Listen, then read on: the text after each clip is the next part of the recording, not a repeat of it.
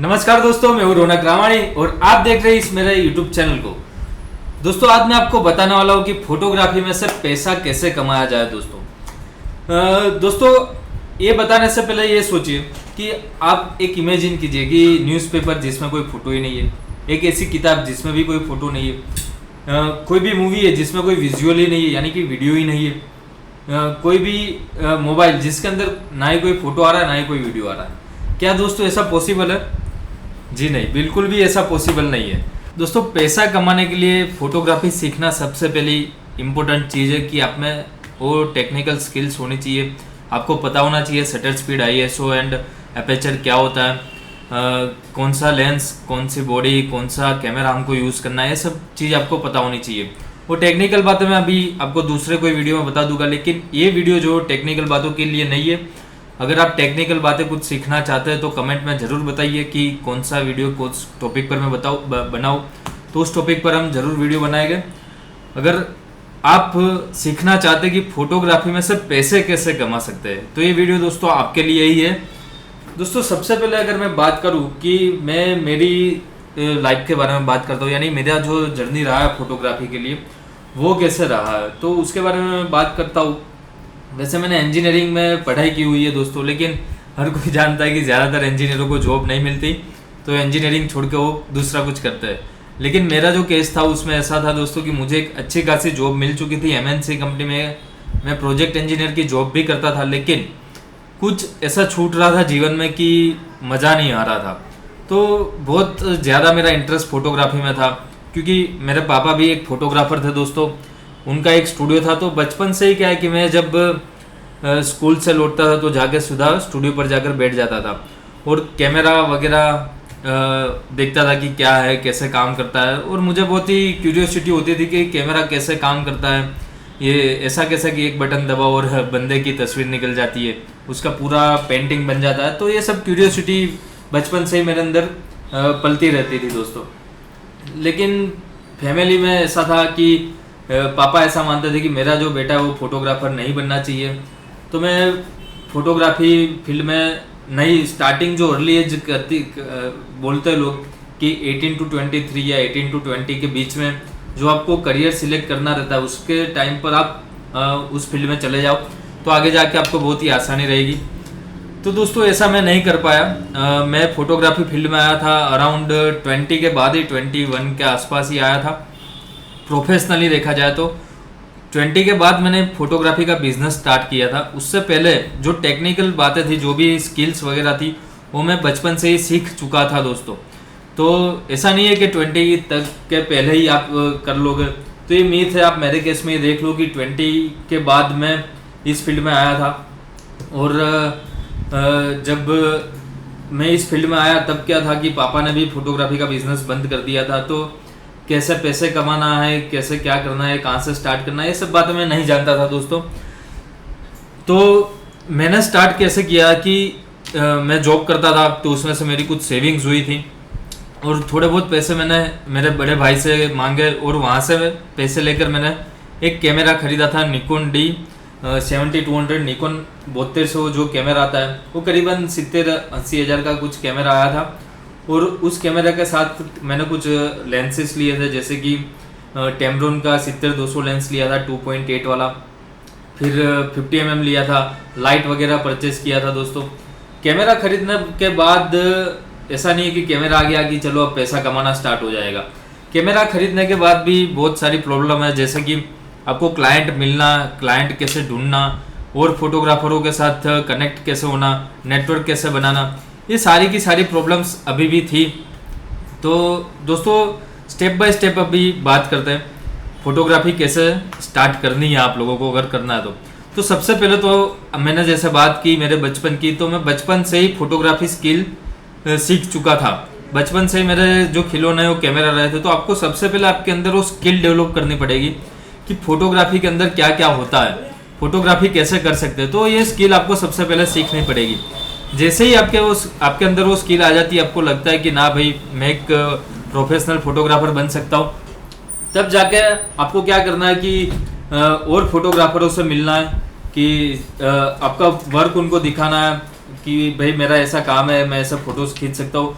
तो वो लोग आपको as a freelancer photographer hire करेंगे दोस्तों। फ्रीलांसर फोटोग्राफर मंथली तो नहीं कह सकते, क्योंकि इसमें कोई फिक्स सैलरी वगैरह नहीं होता। फ्रीलांसर फोटोग्राफी जो होती है वो पर डे के हिसाब से होती है। आपके पास कौन सा कैमरा है, क्या इक्विपमेंट है, क्या गियर है, और इसके अलावा आपके पास क्या क्या नॉलेज है, कितनी स्किल है आपके अंदर, उसके ऊपर आपको पर डे के हिसाब से पैसा मिलता है। अगर मिनिमम में बात करूं तो मेरा जो स्टार्टिंग था तब मैं पर डे का मिनिमम 3000 चार्ज करता था दोस्तों। फ्रीलांसर, हाँ, मैं कोई क्लाइंट के पास डायरेक्ट नहीं गया दोस्तों। कोई फोटोग्राफर है जिसका कोई प्रोजेक्ट है और वो प्रोजेक्ट को पूरा नहीं कर पा रहे, कई और प्रोजेक्ट में फंस चुके हैं, कई और जगह कुछ काम कर रहे हैं, तो क्या करते हैं कि दूसरे किसी फोटोग्राफर को हायर करते हैं और वो फोटोग्राफर वो प्रोजेक्ट को कंप्लीट कर देता है दोस्तों। तो दोस्तों ऐसे मैंने फ्रीलांसिंग का स्टार्ट किया था, 3000 पर डे का चार्ज करता था दोस्तों। तो धीरे धीरे ऐसे मेरा फोटोग्राफरों का ग्रुप बढ़ता गया, फोटोग्राफर के साथ में कनेक्ट होता गया, मेरा नेटवर्क बढ़ता गया दोस्तों। जैसे जैसे नेटवर्क बढ़ा मेरी अर्निंग भी ज़्यादा होने लगी। फिर मैंने अपग्रेड भी किया, कैमरा इक्विपमेंट ये सब बदलते रहा। तो अगर मैं आज की डेट में बात करूँ तो आज मेरे पास सोनी A7M3 के कैमरा फुल किट है, उसकी दो किट मेरे पास है। तो ये जो सोनी A7M3 की आज की डेट में जो फ्रीलांसर को पे करता है उसका चार्ज मैं बात करता हूँ, मिनिमम आपको पर डे का 6000 रुपये मिलेगा दोस्तों। तो पर डे का 6000 के हिसाब से गिनती मान लो कि अगर आपके पास साल के 100 दिन का काम है तो आप कितना कमा पाओगे। 365 दिन में से 100 दिन का काम है, आपको 6000 भी नहीं मिल रहा, सपोज 5000 ही दे रहे, आपको 5000 ही मिल रहा है, मिनिमम अमाउंट गिन लो 5000 ही पकड़ते, तो साल का 5 लाख रुपया आप आराम से कमा पाओगे दोस्तों, अगर आपके अंदर वो स्किल है तो आपको नेटवर्क कैसे बढ़ाना है, क्या करना है, वो सब भी बात करता हूँ। तो जैसे ही आप में स्किल डेवलप हो जाती है, आप अच्छे फोटोग्राफ्स ले, आपको लगता है कि ना भाई अब जो मेरे फोटोग्राफ्स है वो सेटिस्फाइड है, कि ना भाई लोगों को पसंद आ रहा है कि हाँ ये अच्छी फोटोग्राफी है, तो वैसे फोटो आप क्लिक करिए और उसको सोशल मीडिया पर सबसे पहले अपलोड करना स्टार्ट कर दीजिए दोस्तों। कोई भी सोशल मीडिया पर वेबसाइट हो, एप्लीकेशन हो, या फिर गूगल अकाउंट बना लीजिए दोस्तों। गूगल अकाउंट जो है गूगल माई बिजनेस, उसमें आपकी प्रोफाइल क्रिएट कीजिए और उसमें आप अपना पूरी डिटेल डालिए कि मैं ये कैमरा यूज़ करता हूँ, मेरे पास ये मेरा एड्रेस है, ये मेरा चार्ज है, और वो सब आप गूगल बिजनेस में बना दीजिए। इसके अलावा दोस्तों सोशल मीडिया पर आप अकाउंट बनाइए और वहाँ फोटोग्राफी, आप जो भी अच्छे फोटोग्राफ्स लेते हो वो सारी की सारी आप वहाँ अपलोड करना स्टार्ट कर दीजिए दोस्तों। इससे क्या होगा कि कोई भी वर्क आएगा, कोई भी इंक्वायरी आपके पास आती है तो आप डायरेक्टली उनको लिंक भेज दीजिए और कहो, बता दो कि ये मेरा पोर्टफोलियो, आप एक बार चेक कर लीजिए। अगर उनको पसंद आता है तो आपको काम देगा, फिर वो काम मिलने के बाद आप उसको कैसे कंप्लीट करते हो उसके हिसाब से आपको और ज़्यादा काम मिलने लगता है दोस्तों। फोटोग्राफी की स्कोप की अगर हम बात करें दोस्तों, फोटोग्राफी स्कोप के अंदर बहुत सारा अलग अलग डिवाइड किया हुआ है। जैसे कि मैं मेनली मेरा काम जो है वेडिंग फोटोग्राफी का, उसके अलावा मैं पॉलिटिकल पर्सन्स का भी शूट करता हूँ, कुछ इवेंट्स है छोटी मोटी उसका भी शूट कर लेता हूँ, जैसे कि बर्थडे हो गया, कोई सेलिब्रेशन हो गया, कोई कॉर्पोरेट इवेंट हो गई, कोई कॉर्पोरेट फंक्शन हो गया, ये सब भी मैं शूट करता रहता हूँ दोस्तों।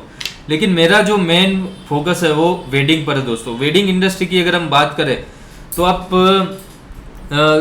खुद ही सोच लीजिए कि आपके घर में भी कभी कोई शादी होगी तो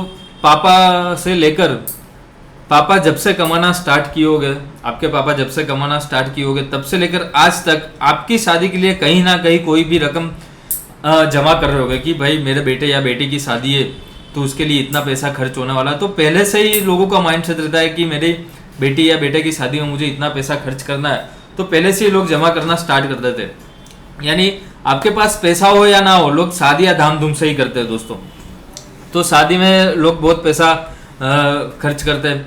तो ये मैंने देखा था कि ये लोग है जो शादी में बहुत ज़्यादा पैसा खर्च कर रहे हैं, तो वेडिंग फोटोग्राफी एक अच्छा स्कोप रह सकता है। वेडिंग फोटोग्राफी में जितनी मेहनत है दोस्तों उतना ही पैसा भी है, लेकिन शादी में क्या होता है कि एक बार जो मोमेंट चली गई वो वापस नहीं आने वाली।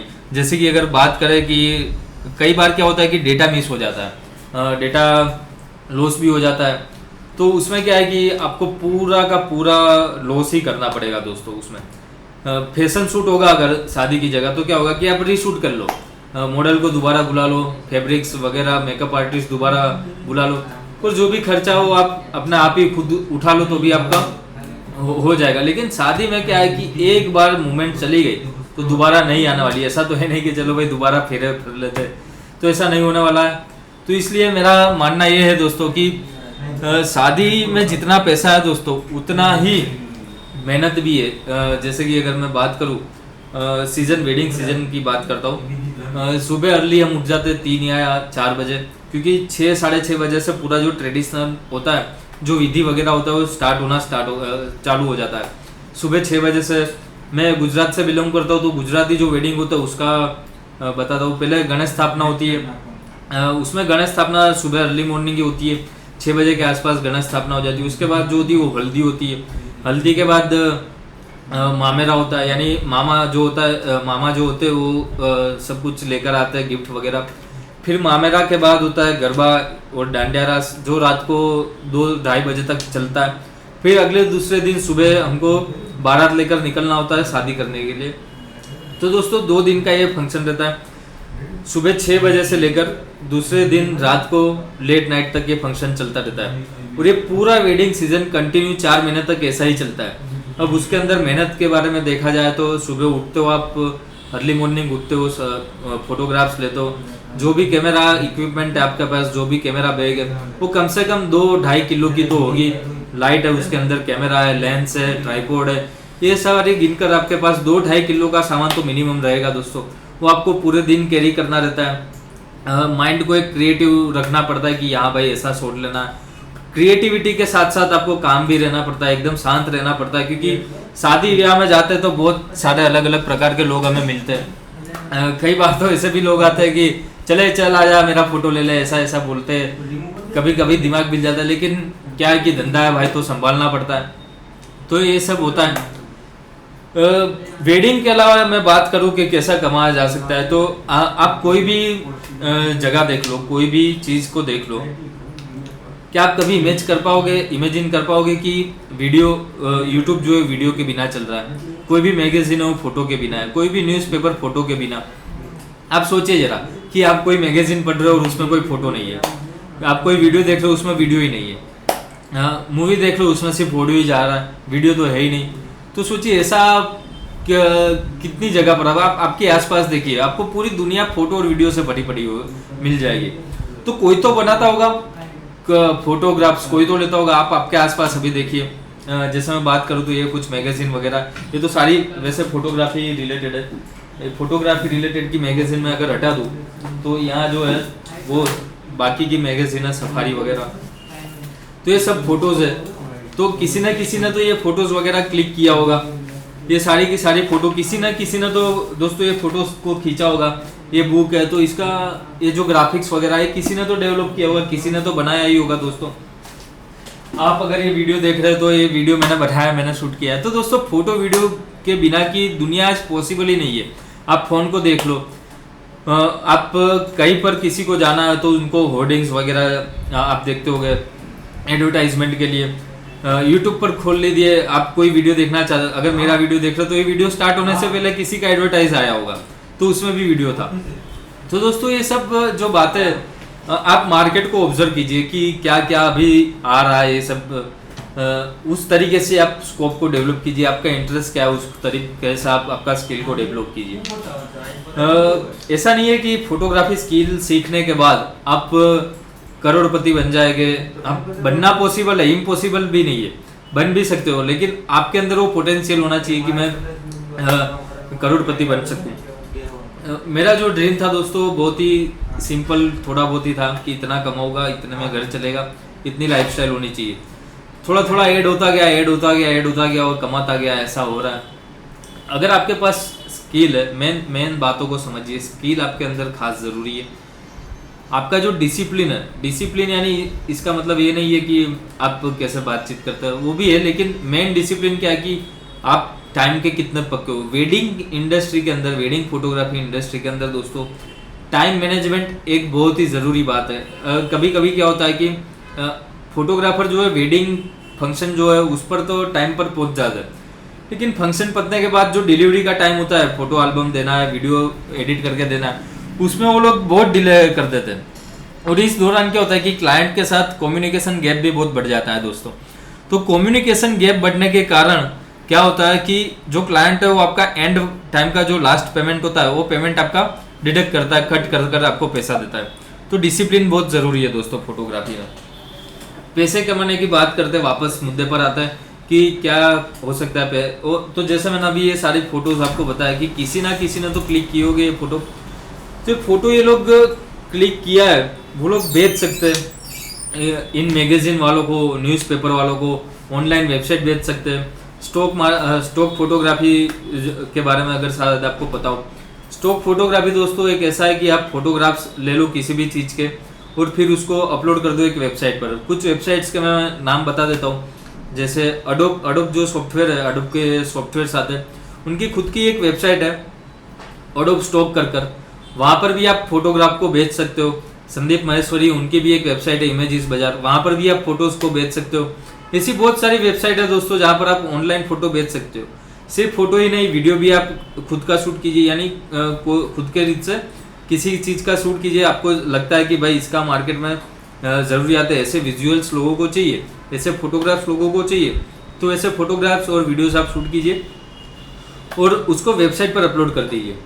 फिर वहाँ से कोई खरीदार वहाँ आएगा, वो खरीदेगा उसको, फिर उसका कुछ परसेंटेज है वो वेबसाइट वाले रख लेंगे और कुछ हिस्सा आपको दे देंगे। तो इस तरीके से आप स्टॉक फोटोग्राफी में से भी पैसा कमा सकते हैं दोस्तों। तो बस आज के वीडियो में दोस्तों इतना ही। अगर आज का ये वीडियो आपको पसंद आया तो वीडियो को लाइक ज़रूर कीजिए, हमारे चैनल को सब्सक्राइब कीजिए। मिलते हैं अगले वीडियो में। जय हिंद।